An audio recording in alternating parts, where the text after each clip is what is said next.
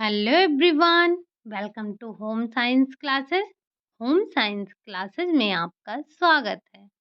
कैसे हैं आप? आशा करती हूँ अच्छे होंगे, खुश होंगे, मस्त होंगे और पढ़ाई कर रहे होंगे। तो आपको पता है हमारी चर्चा चल रही है चाइल्ड डेवलपमेंट पर। चाइल्ड डेवलपमेंट भी हमारा बिल्कुल समाप्ति की ओर है। तो जो हमारे छोटे-छोटे टॉपिक हैं, हम उन्हीं को कवर अप करने की कोशिश कर रहे हैं। हालाँकि आपने ये सब टेट और सीटेट में पढ़ रखा है, फिर भी अगर हम अपना सिलेबस देखें तो हमें ये सारी चीज़ें कवर अप करना ज़रूरी है। तो आज की क्लास में हम बात करने वाले हैं मोरल डेवलपमेंट के बारे में, यानी कि नैतिक विकास के बारे में आज हम बात करने वाले हैं। वैसे आप सभी को पता है कि नैतिक विकास का संबंध किससे है? ज़रा एक बार कमेंट बॉक्स में छाप दीजिए, तब तक हम थोड़ी चीज़ों को समझते हैं। तो जो नैतिक विकास है, नैतिक विकास बालक के चारित्रिक निर्माण का एक महत्वपूर्ण हिस्सा होता है। अभिन्न अंग है, क्योंकि नैतिक गुणों का समूह ही चरित्र कहलाता है। जिस व्यक्ति में नैतिक गुण जितना नैतिक गुण होता है वो उतना ही चरित्रवान होता है। ये व्यक्तित्वशील गुण का एक प्रमुख निर्धारक तत्व होता है। नैतिकता जो होती है वो मानव जीवन के जो समस्त गुण हैं, ऐश्वर्य हैं, समृद्धि हैं, वैभव है, इन सभी का आधारशिला होता है। किसी भी व्यक्ति का नैतिक पतन उसे विनाश की ओर या फिर यूँ बोलें कि गर्त की ओर ले जाता है, जहाँ आपका धन, दौलत, नाम, यश सब कुछ होते हुए भी अपमान का ज़हर पीना ही पड़ता है। तिरस्कार की अग्नि में तिल-तिल कर मरना पड़ता है, जलना पड़ता है। लोग उसे झूठा, भ्रष्ट, अनैतिक, बेईमान, चोर ये सारे नाम दे देते हैं। लोगों का काम क्या होता है? नाम देना। तो वो क्या करते हैं? वो नाम दे देते हैं। तो व्यक्ति का व्यक्ति का जीवन जीते जी एकदम बिल्कुल नरक सा हो जाता है। इसके ठीक विपरीत अगर किसी व्यक्ति में नैतिक गुणों विद्यमान है, नैतिक गुण उसके अंदर विद्यमान है, तो संसार की जो सारी विभूतियाँ हैं, धन दौलत है, ऐश्वर्य है, बल है, बुद्धि है, ये सब उसकी दासी मानी जाती हैं। सफलता उसके चरणों में होती है। एक कहावत भी आपने सुना होगा कि wealth is lost, nothing is lost, यानी कि आपका वेल्थ गया तो कुछ भी नहीं गया। Health is lost, something is lost, यानी कि आपका हेल्थ गया तो थोड़ा बहुत कुछ जाता है, बट लेकिन character is lost, everything is lost, यानी कि अगर कैरेक्टर गया तो सब कुछ चला जाता है। तो ये जो बालकों में या फिर व्यक्तियों में नैतिकता का विकास होता है, ये एकाएक नहीं हो जाता है। हालाँकि ये हम सबको पता है कि चाहे वो शारीरिक हो, मानसिक हो, बौद्धिक हो, सामाजिक हो, ये रातों-रात होने वाले विकास नहीं होते हैं। ये धीरे-धीरे होते हैं, क्रमगत से हो देते हैं। जब बालक पैदा होता है, तो उस टाइम पर आप उसे ना तो नैतिक बोल सकते हैं और ना ही आप उसे अनैतिक बोल सकते हैं। वो तो बस ईश्वर की एक दी हुई सुंदर सा अनुपम वरदान होता है, जिसे आप चाहें तो नैतिक बना सकते हैं और ये आप पे निर्भर करता है कि आप उसे अनैतिक भी बना सकते हैं। तो जो माता-पिता हैं या फिर जो परिवार के सदस्य हैं, ये नैतिकता के विकास में बहुत ही महत्वपूर्ण भूमिका निभाते हैं। वे बालकों को सच बोलना, सहयोग करना, उसके अंदर दया की भावना भरना, निष्पक्षता लाना, आज्ञा पालन करने, ये सारे जो गुण होते हैं, जितने भी अच्छे गुण होते हैं, ये बच्चे में बचपन से ही जब माता-पिता उनका पालन-पोषण करते हैं, तब धीरे-धीरे उनमें विकसित करते हैं।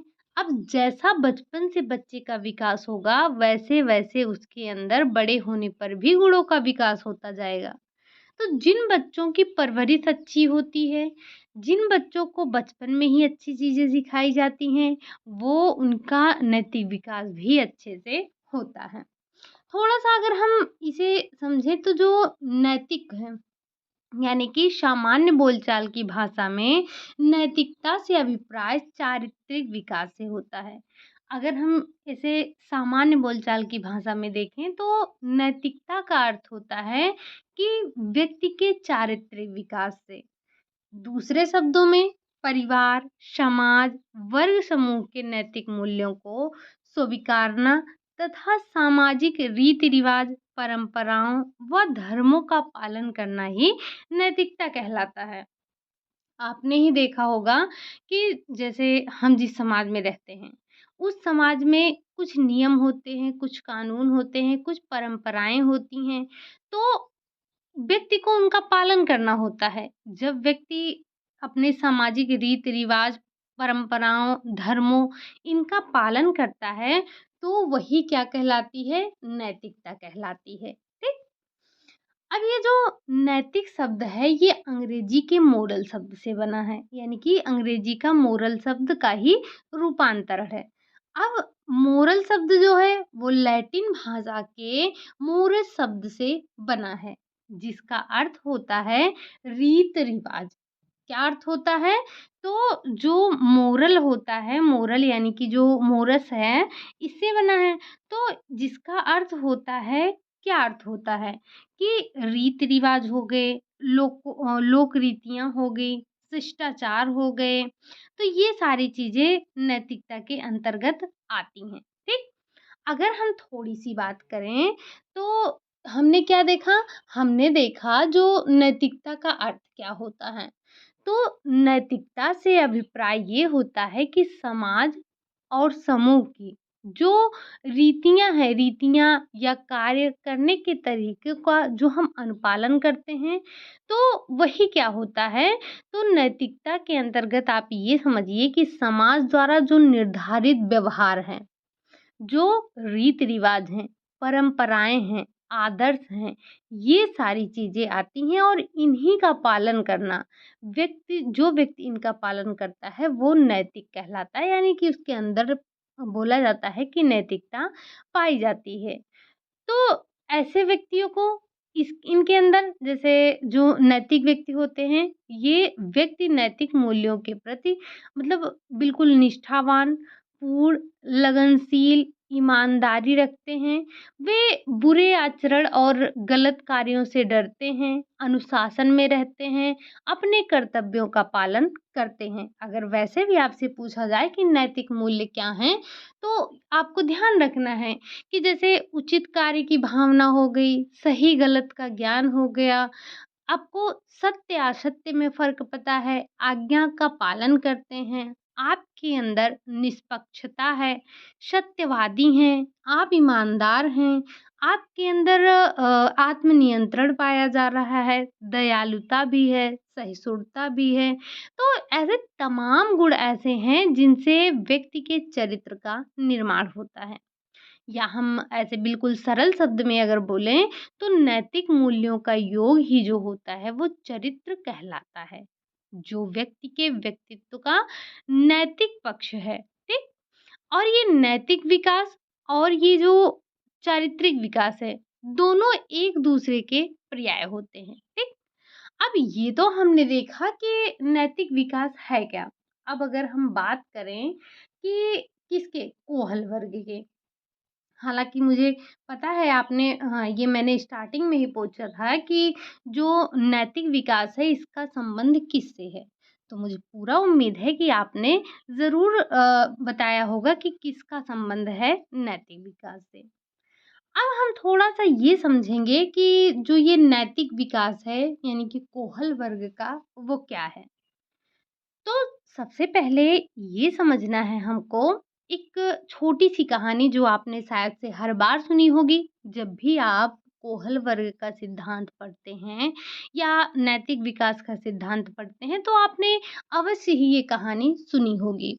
जो कोहल वर्ग महोदय थे, उन्होंने बच्चों को इन्होंने एक अध्ययन किया था, उसमें इन्होंने एक नैतिक दुविधा की एक कहानी सुनाई थी। तो इन्होंने बच्चों को बिठाया और कहानी सुनाया। इन्होंने बताया कि एक हिंज नाम का व्यक्ति था, उसकी पत्नी को हो गया था कैंसर। अब उस कैंसर में जो दवा लेनी थी, वो एक फार्मिस्ट ने बनाई थी, जो कि वो अपने दवा से यानी कि जो उसने दवा बनाया था, जितनी उसकी लागत थी, उससे कहीं अधिक पैसे माँग रहा था। तो हिंज महोदय उस फार्मिस्ट के पास गए और उन्होंने बताया कि जो आपकी दवा है, उसी से मेरी पत्नी की जो है बीमारी ठीक हो सकती है। आप मुझे वो मतलब वो दवा दे दीजिए। तो फार्मिस्ट ने बताया कि देखो मैंने इसमें इतना पैसा लगाया है और मैं इसको इतने पैसे में बेचूँगा। जैसे उस व्यक्ति ने कहा कि इसमें मैंने $200 पैसे खर्च किए हैं, लेकिन मैं इसे अब $2000 में बेचूँगा। अगर आप इतना पैसा दे सकते हैं तो दवा ले जाइए। अब हिंज के पास तो पैसा था नहीं, तो हिंज ने क्या किया उनको मनाया, जो उनके आस-पास पड़ोस के जो भी उनके नात रिश्तेदार थे उन्होंने सबसे मदद माँगी। उन्होंने कुछ पैसे उधार लिए यानी कि लोगों से माँग कर जुटाया पैसे, लेकिन उस दवा की कीमत इतना ज़्यादा थी कि हिंज बाद मतलब पूरा पैसा नहीं जुटा पाए। उन्होंने ये भी कहा उस फार्मिस्ट से कि आप हमें दवा दे दीजिए, हम पैसा बाद में आपका किस्त के रूप में भी चुका देंगे। लेकिन फार्मिस्ट इन बातों को मानने के लिए तैयार नहीं था, उसने दवा देने से साफ-साफ मना कर दिया। फिर क्या किया? करना क्या था? अब हिंद को अपनी पत्नी की जान बचानी थी। या तो वो चोरी करके ले जाता, अपनी पत्नी को दवा देता, उसकी जान बच जाती या फिर वो अपनी पत्नी को ऐसे ही मरने देता। तो ऐसे में हिंद ने क्या किया? हिंद गया और उसने दवा की चोरी कर ली। तो अब जब उसने चोरी कर ली, तो जो कोहल वर्ग महोदय थे उन्होंने बच्चों से ये पूछा कि क्या उसने सही किया? क्या उसे ऐसा करना चाहिए था? क्या ये नैतिकता सही है? हालाँकि ये सारे प्रश्न उनके मन में थे, लेकिन उनको ये दिलचस्पी नहीं थी कि वो सही और गलत का जवाब लें। उनको ये था कि बच्चे किस तरह से तर्क लगा रहे हैं, किस तरह से उन्होंने नैतिकता को बाँटा है। तो उन्हें बस यही देखना था कि बच्चे किस तरह से सोच रहे हैं और उन्होंने बच्चों से बात भी की। तो इस तरह से कोहल वर्ग ने नैतिकता के सिद्धांत का विकास किया। अब हम बात कर लेते हैं थोड़ा-सा कोहल वर्ग के जो नैतिकता का सिद्धांत है, इसमें इन्होंने कुछ चरणों की बात की। पहली बात जो कोहल वर्ग थे, उन्होंने 3 चरणों की बात की। इन्होंने कहा जो कोहल वर्ग थे, कोहल वर्ग का सिद्धांत 3 स्तरों पर विभाजित था। नैतिक विकास के प्रत्येक स्तर में इन्होंने ये प्रत्येक स्तर पर 2 चरण बताए थे। अब पियाजे का मानना था कि सभी लोग संज्ञानात्मक विकास के उच्चतम स्तर तक नहीं पहुंच पाते हैं। उसी तरह कोहल वर्ग का मानना है कि हर कोई व्यक्ति हर कोई नैतिक विकास के उच्चतम स्तर तक प्रगति नहीं कर सकता है। ठीक? तो इनका भी मानना था कि जो व्यक्ति होते हैं, हर व्यक्ति नैतिक विकास का जो उच्चतम चरण है, वहाँ तक नहीं पहुँच सकता है। तो इन्हीं सब बातों को ध्यान रखते हुए जो कोहल वर्ग महोदय थे, इन्होंने इस सिद्धांत को 3 स्तरों पर विभाजित किया और प्रत्येक स्तर में 2 अवस्थाओं को साथ रखा यानी कि 2 इसके और स्तर थे। तो इन्होंने 3 स्तर यानी कि 6 अवस्थाएँ इन्होंने बताई। तो सबसे पहले क्या बताया इन्होंने? सबसे पहले तो हम समझ लेते हैं क्या-क्या था। सबसे पहली बात इन्होंने की पूर्व परंपरागत नैतिक विकास, दूसरा इन्होंने बताया परंपरागत नैतिक विकास, तीसरा इन्होंने उत्तर परंपरागत नैतिक विकास के बारे में चर्चा की। तो जो इन्होंने पूर्व परंपरागत विकास के बारे में बात किया, वो क्या था? ज़रा हम उसे समझ लेते हैं। ठीक? तो पूर्व परंपरागत नैतिक विकास जो है, ये विकास का प्रारंभिक काल है। ये लगभग 9 वर्ष कब? ये लगभग 9 वर्ष की आयु तक रहता है। इस उम्र में बच्चों के निर्णय मुख्य रूप से वयस्कों की अपेक्षा और नियमों को तोड़ने के परिणामों से तय होते हैं। इसमें इन्होंने 2 चरणों को बताया, एक था आज्ञाकारिता और दंड चरण, दूसरा इन्होंने बताया व्यवहारवाद और आदान-प्रदान। आपको ध्यान रखना है कि पूर्व के अंतर्गत क्या आ रहा है और परंपरागत के अंतर्गत क्या आ रहा है, उत्तर परंपरागत के अंतर्गत क्या आ रहा है।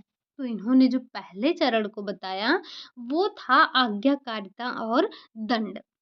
अब नैतिक विकास के जो शुरुआती चरण हैं उसमें आज्ञाकारिता और दंड विशेष रूप से छोटे बच्चों में आम होता है।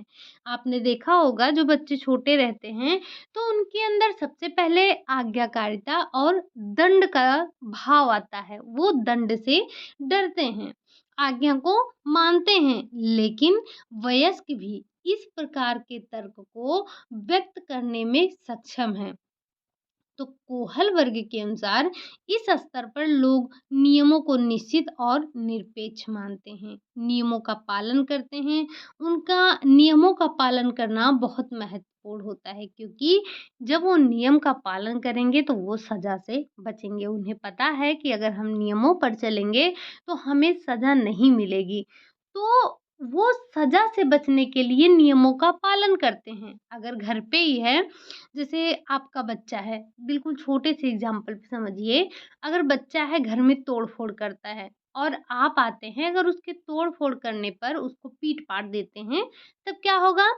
तब बच्चा डरने लगेगा और डर के जो सामान है उसको जैसा है वैसा रखने की कोशिश करेगा। लेकिन अगर बच्चे ने तोड़ा-फोड़ा, आपने उसे कुछ नहीं बोला, तो बच्चे को ये डर नहीं होगा कि हमने तोड़ दिया, हम मारे जाएँगे। बच्चा क्या करता है? बच्चा अपना तोड़ता है, फोड़ता है, वो कोई नियम का पालन नहीं करता है क्योंकि उसे दंड का डर नहीं होता है। ठीक? दूसरा चरण इन्होंने बताया कि ये है व्यवहारवाद और आदान-प्रदान। व्यवहारवाद और आदान-प्रदान, तो नैतिक विकास के व्यक्तिवाद और विनिमय चरण में, इसको हम विनिमय भी बोलते हैं, के चरण में बच्चे व्यक्तिगत दृष्टिकोण को ध्यान में रखते हैं और कार्यों का मूल्यांकन इस आधार पर करते हैं कि वे व्यक्तिगत ज़रूरतों को कैसे पूरा करते हैं, किस तरह से वो व्यक्तिगत ज़रूरतों को पूरा कर सकते हैं। तो उनमें व्यवहारवाद और आदान-प्रदान की जो भावना होती है, वो पैदा होती है। अगला इन्होंने बताया, दूसरा जो बताया वो बताया परंपरागत नैतिकता। तो इन्होंने जब परंपरागत नैतिकता की बात की तो इन्होंने इसमें भी 2 चरण बताए। इसमें 2 चरण कौन-कौन से बताए? एक तो पहला इसमें इन्होंने बताया, पहला नहीं हम ये बोल सकते हैं कि इन्होंने जो तीसरा चरण बताया, हम यहाँ पर पहला पहला दूसरा तो पहले में देख चुके हैं।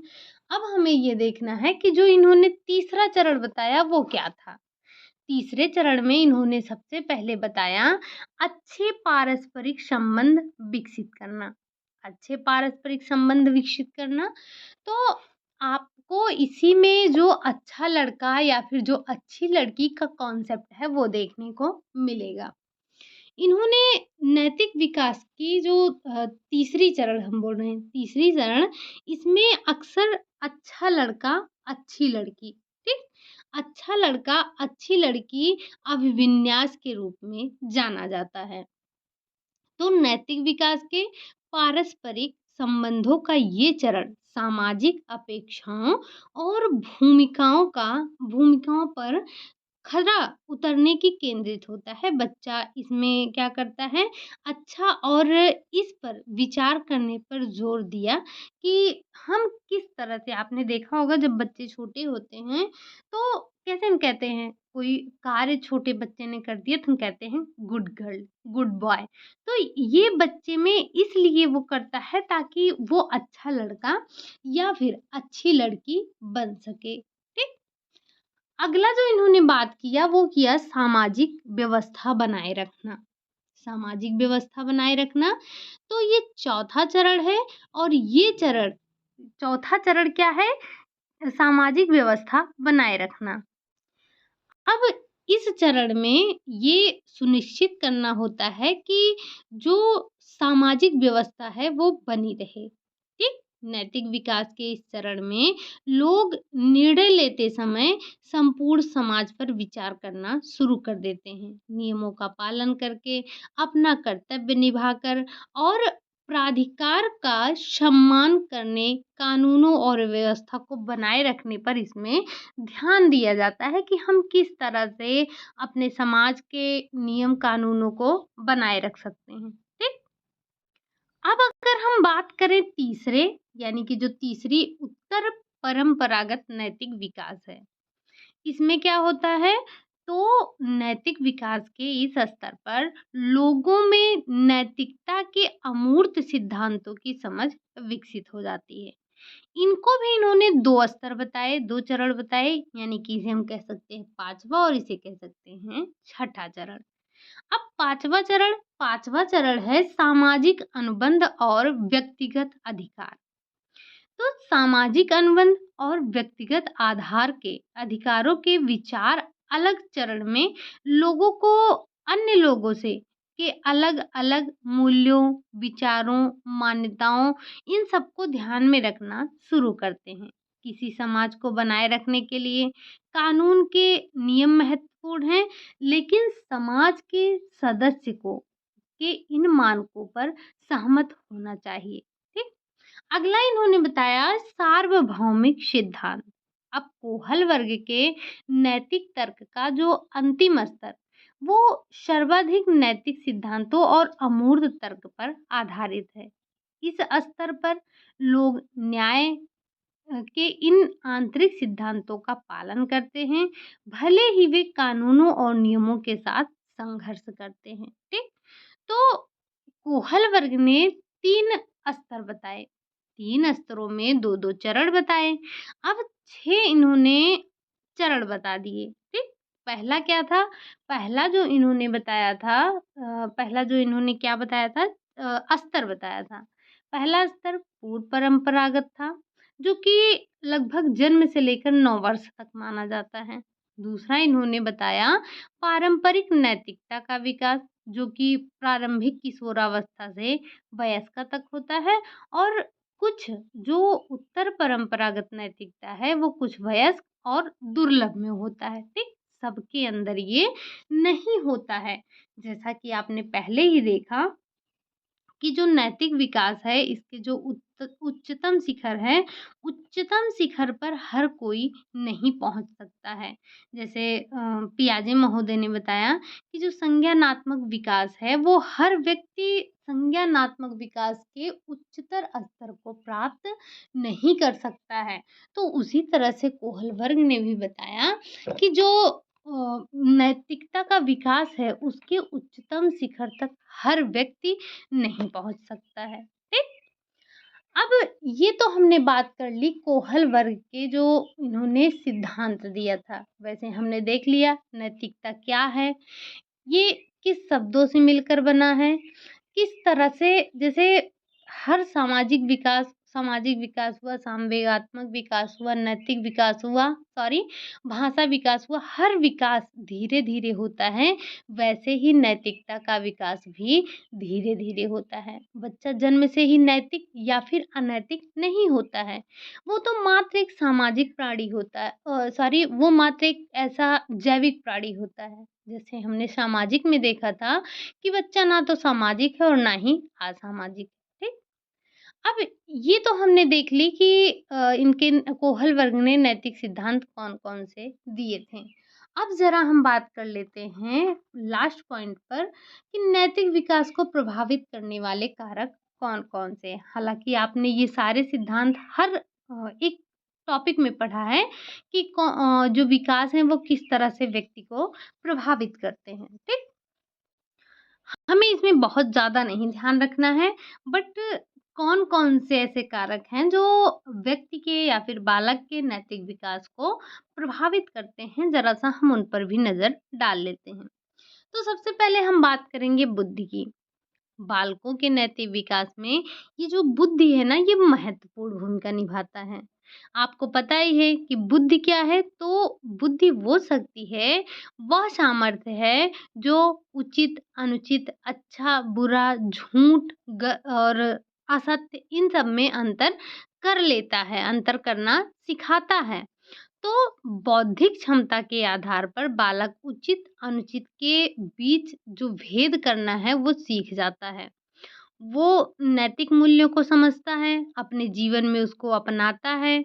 कुशाग्र बुद्धि के बालक नैतिक मूल्यों और आचरणों को अपने जीवन में जल्द से जल्द यानी कि शीघ्रता से उतारते हैं। और वहीं अगर मंद बुद्धि की बात की जाए, तो मंद बुद्धि के बालक को नैतिक मूल्यों को सिखाने में ज़्यादा समय लगता है। जो बच्चे बुद्धिमान हैं, उनको उतना समय नहीं लगता है, लेकिन जो बच्चे मंद बुद्धि के हैं, उनको अधिक समय लगता है उनको नैतिक मूल्य सिखाने में, ठीक? दूसरी अगर हम बात करें तो आयु है, यानी कि बुद्धि की तरह ही आयु का नैतिक विकास में अहम योगदान होता है। छोटे बच्चे नैतिक अनैतिक में भेद नहीं कर पाते हैं। इसका प्रमुख कारण क्या होता है कि उनके जो बौद्धिक विकास हुआ है वो अभी अल्प हुआ है। उनकी जो मस्तिष्क की कोशिकाएँ हैं, जो तंत्रिका तंत्र हैं, वो अभी परिपक्व नहीं हुए हैं। वे नैतिक मूल्यों को समझ सकें, उन्हें याद कर सकें, तो इस अवस्था में बालक वही कार्य करते हैं जिन्हें उन्हें असीम आनंद मिलता है। अब वो नैतिक हों या अनैतिक हों, उनसे मतलब नहीं है, उनको तो सिर्फ़ अपने आनंद से मतलब है। लेकिन इसका मुख्य कारण ये होता है कि बच्चे का जो बौद्धिक विकास है वो अच्छा नहीं है। लेकिन जैसे-जैसे बच्चा बढ़ता है उसके बौद्धिक विकास होते हैं, तो बच्चा सही, गलत, अनुचित और उचित इन सब में फ़र्क करने लगता है। बच्चा कोई भी काम करता है तो उसे सोचता है, समझता है, तर्क करता है, विचार करता है। ये सारी चीज़ें करने के बाद ही वो किसी निर्णय को लेता है या कोई कार्य करता है। छोटे बालक जब विद्यालय में पढ़ाए गए पाठ को याद नहीं कर पाते हैं या फिर वो मान लो अपना होमवर्क नहीं पूरा कर पाते हैं, तो वे शिक्षक की डाँट फटकार से बचने के लिए तुरंत ही झूठ बोल देते हैं। लेकिन जब बड़ा बालक होता है, वो काम झूठ कम बोलता है। अगर उसने काम नहीं किया है तो रीज़न बताता है। उसे हर बार झूठ बोलने की आवश्यकता नहीं है, लेकिन आप छोटे बच्चों में देखेंगे तो ये झूठ बोलने की प्रवृत्ति बहुत पाई जाती है। अगला है लिंग। नैतिक विकास में लिंग का भी बहुत ही महत्वपूर्ण स्थान है। यद्यपि जन्म के समय लड़के-लड़की की नैतिकता में कोई भी डिफरेंस आपको देखने को नहीं मिलता है। दोनों ही नैतिकता, मूल्यों इन सब से अनभिज्ञ होते हैं। लेकिन जैसे-जैसे वे बड़े होते जाते हैं, उनके माता-पिता, उनके शिक्षक उन्हें नैतिक मूल्यों और आचरण बताते हैं। लड़कियाँ जन्म से ही काफ़ी शर्मीली और लज्जाशील होती हैं। इसका कारण क्या है? तो इस कारण उनमें जो नैतिक मूल्य हैं, उनका विकास लड़कों की तुलना में आपको अधिक देखने को मिलता है। और इसका जो प्रमुख कारण है, वो है अंतःस्रावी ग्रंथियाँ और उनसे स्रावित होने वाले जो हार्मोन होते हैं, वो भिन्न-भिन्न होते हैं। आपने एंड्रोजन का नाम सुना होगा। तो एंड्रोजन जो हार्मोन है, वो लड़कों में उपस्थित होता है, जो लड़कियों में नहीं पाया जाता है। शायद इसी हार्मोन के कारण लड़के-लड़कियों की तुलना में अधिक चंचल, उद्दंड ये सारी प्रवृत्ति आपको देखने को मिलती है। व्यक्ति का व्यवहार जो होता है, वो जो उसके इंटरनल हार्मोन होते हैं, उनकी वजह से भी होता है। अगला है परिवार। बालकों के नैतिक विकास को प्रभावित करने के कारणों में ये जो परिवार है, ये सबसे महत्वपूर्ण होता है क्योंकि बच्चे का जो पालन-पोषण है, वो परिवार में ही होता है। बच्चा अपने परिवार में ही सही-गलत सीखता है। वो हमेशा माता-पिता के जो परिवार के सदस्य हैं, उनके व्यवहारों का ही अनुकरण करता है। जैसे माता-पिता करते हैं, वैसे वो भी करता है। उनके माता-पिता जैसे व्यवहार करते हैं, बालक भी उन्हीं तरह से व्यवहार करता है। उनका बोल-चाल का ढंग भी उनके जो माता-पिता हैं, जो परिवार के सदस्य हैं, उनसे काफ़ी मिलता-जुलता है। अगर घर में माता-पिता और परिवार के सदस्य जो हैं वो अच्छे व्यवहार करते हैं, वो नैतिक आचरण से सुशोभित हैं, तो क्या बच्चे में बाहर से कहीं से गुण आएगा? नहीं। तो बच्चा जब परिवार में होता है तो वो परिवार से ही सीखता है कि हमें किस तरह से क्या करना चाहिए। जैसे अगर बच्चा छोटा है, तो जब वो विद्यालय जाता है, अगर माँ उसे बचपन में वो मतलब देखता है कि हमारे फैमिली में सब कोई बाँट कर खाते हैं, तो बच्चा जब स्कूल में जाएगा ना तो अपनी टिफ़िन शेयर करेगा। आपने भी पढ़ा है, हम सभी ने पढ़ा है, आपने देखा होगा कि हमारे साथ ही कुछ बच्चे ऐसे होते थे, जो हम एक-दूसरे से अपना लंच बॉक्स शेयर करते थे। लेकिन कुछ बच्चे बिल्कुल सा अपना छिपा के रखते थे। तो वो अपने परिवार पर देखते थे कि परिवार में कैसे हो रहा है, कैसे लोग रहते हैं, तो बच्चा अपने परिवार के ही आचरण को फॉलो करता है। अगला है विद्यालय, तो बालक के नैतिक विकास में परिवार के बाद विद्यालय आता है। पहले परिवार है ना, तो परिवार के बाद विद्यालय है। विद्यालय वो स्थान है जहाँ बालकों के सुंदर भविष्य का निर्माण होता है।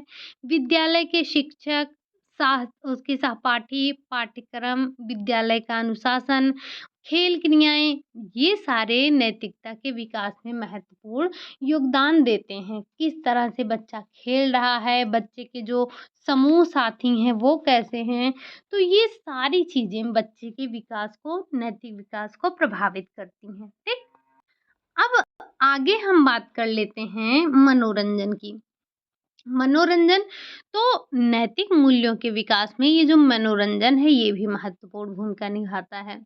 बालकों को अगर स्वस्थ मनोरंजन की सुविधा प्रदान की जाए तो उनमें नैतिक आचरणों का अच्छा विकास होता है। मनोरंजन के अनेक साधन हैं, जैसे आप टीवी ले लीजिए, रेडियो हो गए, सिनेमा हो गया, मनोरंजन के लिए पुस्तकें पढ़ना, पार्टी में जाना, नॉवेल्स पढ़ना, कॉमिक्स पढ़ना, ये सारी चीज़ें आ जाती हैं। और अश्लील और गंदे गाने सुनना, गंदे फ़िल्में देखना, गंदी पुस्तकें पढ़ना, बालकों में अनैतिक आचरणों का विकास करते हैं। तो ये भी देखना है ना कि बच्चा किन-किन माध्यमों का उपयोग कर रहा है अपने मनोरंजन के लिए। भाई, पुस्तक पढ़ना एक मनोरंजन होता है। अब बच्चा किस तरह की पुस्तक पढ़ रहा है, ये देखना ज़रूरी है ना। क्या जो वो पुस्तक पढ़ रहा है उसमें नैतिकता है या फिर अनैतिकता है? जो बच्चा फ़िल्म देख रहा है क्या वो नैतिक है या फिर वो अनैतिक है? तो ये मनोरंजन भी बच्चे के नैतिक विकास पर प्रभाव डालते हैं। अगला बात किया जाए समूह साथी यानी कि जो पीयर ग्रुप हैं, तो बालकों के साथी समूह का आचरण जैसा होगा, बालक का भी व्यवहार, उसके आदर्श, उसके मूल्य, उसके आचरण वैसे ही विकसित होंगे। तो ये अत्यावश्यक है कि बालक के संगी साथी का आचरण अच्छा हो। बालक जितना अपने माता-पिता, परिवार के सदस्य, अपने शिक्षक से सीखता है, उससे कहीं ज़्यादा वो अपने दोस्तों के साथ रहकर सीखता है। बालक खेल-खेल में ही सच बोलना, चोरी ना करना, बदतमीज़ी ना करना, ये सारे गुण सीख जाता है। अगर बालक के साथी चोरी करते हैं, झूठ बोलते हैं, तो ज़ाहिर-सी बात है कि उनके साथ रहकर वो भी वही गुण को अपनाएगा, ठीक? अगला है पड़ोस। ये जो नैतिक विकास है, इसमें केवल माता-पिता, संगी साथी, शिक्षक, अध्यापक, ये इन्हीं का आचरण व्यवहार ही नहीं, बल्कि इनके पड़ोसी भी इसके मूल्यों को प्रभावित करते हैं। इसके नैतिक मूल्य कैसे होंगे, ये उसके जो पास पड़ोस के व्यक्ति हैं, वो भी निर्धारण करते हैं कि उनका व्यवहार कैसा है। बालक में भी इन्हीं गुणों का विकास होता है, जैसे उनके आसपास का वातावरण उनको मिलता है, ठीक? यदि पड़ोस में रहने वाला व्यक्ति चरित्रवान नहीं है, वो अशिक्षित है, झगड़ालू है, शराबी है, जुआरी है, वो हमेशा अनैतिक कार्यों में लिप्त रहता है, तो बालक में धीरे-धीरे इन्हीं गुणों का विकास हो जाता है। बालक भी वैसे ही झगड़ालू प्रवृत्ति का हो जाएगा, जुआरी, शराबी, यानी कि जैसा उसको पास-पड़ोस का माहौल मिलेगा, वैसे ही वो भी बन जाएगा। अगर उसके पास पड़ोस के व्यक्ति सभ्य हैं, सुसंस्कृत हैं, शिक्षित हैं, अच्छे आचरणों वाले हैं, तो बच्चा भी उनके आचरणों को सीखेगा। ठीक? जनमाध्यम, मास मीडिया, तो ये जो वर्तमान का समय है, वर्तमान में किशोरों में जो इतना अधिक व्यभिचार और दुराचार बढ़ा है और वे कामुकता की ओर अग्रसर हुए हैं, उनमें जन माध्यमों की एक विशिष्ट भूमिका रही है। आजकल जो फ़िल्म हैं, उनमें भी अश्लीलता भरी पड़ी है। टीवी में भी अनेक चैनलों में जो सीरियल दिखाए जाते हैं, वो वास्तविक जीवन से काफ़ी दूर, पूरी कल्पना से भरे होते हैं। उनमें भी अश्लीलता का ये जो गंदा रूप कह सकते हैं देखने को मिलता है। आपने देखा होगा किस तरह से फ़िल्मों में दिखाया जाता है। तो कहने का मतलब ये है कि जो ये मास मीडिया है, ये भी बच्चे के नैतिक विकास में महत्वपूर्ण भूमिका निभाता है, या हम यूँ कहें कि आज जो वर्तमान का समय है, बच्चे के विकास, नैतिक विकास में महत्वपूर्ण भूमिका, यानी कि हम प्रथम स्थान मीडिया को ही दे सकते हैं। क्यों? क्योंकि भाई ये जो भाग-दौड़ की ज़िंदगी है, आजकल कौन से माता-पिता ऐसे हैं जो बैठ के अपने बच्चों को शिक्षा दे रहे हैं? हैं कोई माता-पिता? नहीं हैं। आपने देखा होगा आपके ही परिवार में जो छोटे बच्चे हैं क्या करते हैं? माँ अपने काम में, पिता अपने काम में, बच्चे को दे दिया फ़ोन। अब बच्चा फ़ोन में क्या देख रहा है, क्या नहीं देख रहा है, ये जो देखेगा वही तो सीखेगा। माता-पिता के पास इतना समय कहाँ अब है कि वो अपने बच्चों को सिखाएँ। नहीं सिखा रहे हैं, बच्चे को फ़ोन दे देते हैं। तो ये तो हमने किताबी भाषा देखी कि बच्चे जो नैतिकता का विकास सीखते हैं, अपने परिवार से सीखते हैं, अपने घर के बड़ों से सीखते हैं। लेकिन अब ये उल्टा हो गया है। अब हमें प्राथमिकता देनी चाहिए इस मास मीडिया को, क्योंकि मास मीडिया ने माता-पिता का स्थान ले लिया है। आपको यकीन ना हो तो देखिएगा, अगर घर में छोटे बच्चे हैं, तो उनको माता-पिता के साथ खेलने, ना तो माता-पिता के पास समय है उनके साथ खेलने का, और ना ही बच्चे खेलना पसंद करते हैं। उनको आप फ़ोन दे दीजिए, अपना जो मर्ज़ी वो कार्य करते रहिए। तो ये जनमानस, ये जनमाध्यम जो है, ये बच्चे के नैतिक विकास में महत्वपूर्ण भूमिका निभा रहा है। अब चाहे बच्चे में नैतिक विकास हो रहा है या फिर अनैतिक विकास हो रहा है। ठीक? तो ये हमने देखा नैतिक विकास क्या है? कोहल वर्ग ने, पहली बात तो इनका सिद्धांत कैसे प्रतिपादित हुआ, विकसित हुआ, इन्होंने कितने स्तर बताए, कितने चरण बताए। साथ ही साथ हमने देखा कि नैतिक विकास को प्रभावित करने वाले कारक कौन-कौन से हैं। हालाँकि अब हमारा ये जो सिद्धांत वगैरह है बिल्कुल समाप्ति की ओर है। अब कल से हम देखेंगे थोड़ा अधिगम के बारे में। अधिगम पढ़ेंगे हम। अधिगम के बाद वही हमारे पास बच जाएँगे, अभी शायद आपका टीकाकरण छूटा है, उसे पढ़ना ही इम्पोर्टेंट है, वहाँ से अच्छे क्वेश्चन बनते हैं। और दूसरा आपका ये बालक बच रहे हैं, अपराधी बालक, विशिष्ट बालक, बस इन्हीं 2-3 टॉपिकों पर हमें अभी और चर्चा करनी है। तो आज के लिए हम बस यही इतना रखेंगे। आप में से जिन्होंने भी टेलीग्राम जॉइन नहीं किया है, वो जॉइन कर सकते हैं। रात 9 बजे आपको वहाँ पर मिलती है क्विज़, तो आप उसे सॉल्व करके अपनी तैयारी को और मजबूत बना सकते हैं। हम आज के लिए यही इतना रखेंगे। अगर क्लास आपको अच्छी लगी हो, चीज़ें समझ आई हों, तो लाइक कर दीजिएगा, चैनल को सब्सक्राइब भी कर लीजिएगा, साथ-साथ 1-2 कमेंट भी मार दीजिएगा। हालाँकि आपने ये सारी चीज़ें टेट सीटेट में पढ़ी हैं, इसीलिए बस हम इसे एक बार, हमें इसे देखना ज़रूरी है। तो बस हम इसे ऊपर से ही देख ले रहे हैं, जो हमारे लिए इम्पोर्टेंट है उसे हम नोट डाउन कर ले रहे हैं। बाकी जो हमें डिटेल में पढ़नी थी हमने पढ़ ली, अभी हमें टीकाकरण पढ़ना है जो कि आपके लिए बहुत इम्पोर्टेंट है। तो हम कल स्टार्ट करेंगे अधिगम। अधिगम समाप्त होते ही हम बालकों के बारे में चर्चा करेंगे और लास्ट में हम टीकाकरण पर चर्चा करके अपने टॉपिक को, यानी कि अपने जो ये बाल विकास का ब्रांच है इसको हम समाप्त करेंगे। ठीक? चलिए फिर आज के लिए यही इतना रखते हैं, मिलते हैं नेक्स्ट क्लास में, तब तक के लिए बाय बाय, टेक केयर।